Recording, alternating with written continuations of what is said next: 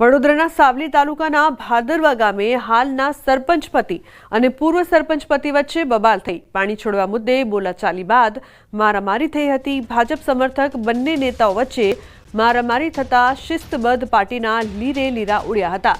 ભાજપના પૂર્વ તાલુકા પ્રમુખ અને હાલના સરપંચ પતિ મહિપતસિંહ રાણા અને પૂર્વ ભાજપ જિલ્લા પંચાયતના સદસ્ય અને પૂર્વ સરપંચના પતિ અશોક ગામીચી વચ્ચે મારામારી થઈ હતી. મામલો પોલીસ મથકે પહોંચે તે પહેલા બંને જૂથોએ સમાધાન કર્યું. ભાજપના બે નેતાઓ વચ્ચે મારામારી થતા સમગ્ર તાલુકામાં ચર્ચાનો વિષય બન્યો. મારામારીનો વિડીયો વાયરલ થઈ રહ્યો છે. તો પાણી છોડવા મુદ્દે બોલાચાલી બાદ મારામારી. હાર્દિક જોડાય છે ફોન લાઈન પર વધુ માહિતી આપવા માટે. હાર્દિક, શું વધુ અપડેટ છે સમગ્ર મામલે?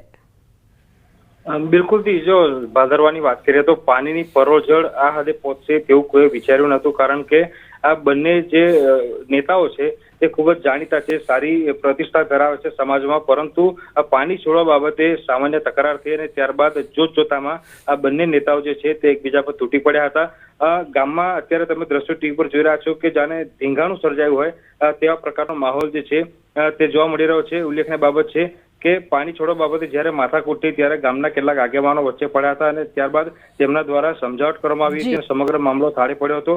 આ મામલે કોઈ પણ જાતની ફરિયાદ દાખલ થઈ નથી, પરંતુ એવું કહેવામાં આવી રહ્યું છે કે બંને જે પૂર્વ સરપંચ અને હાલના સરપંચના પતિ જે છે તેઓ બંને જે છે તે ભારતીય જનતા પાર્ટીના સમર્થક છે. એટલે પાર્ટીના કેટલાક સિનિયર જે અગ્રણીઓ છે તેમના દ્વારા સમાધાનનો ફોર્મ્યુલા જે છે તે અપનાવવામાં આવ્યો છે. જોકે હાલ જે મારામારીનો આ વિડીયો છે તે સોશિયલ મીડિયા.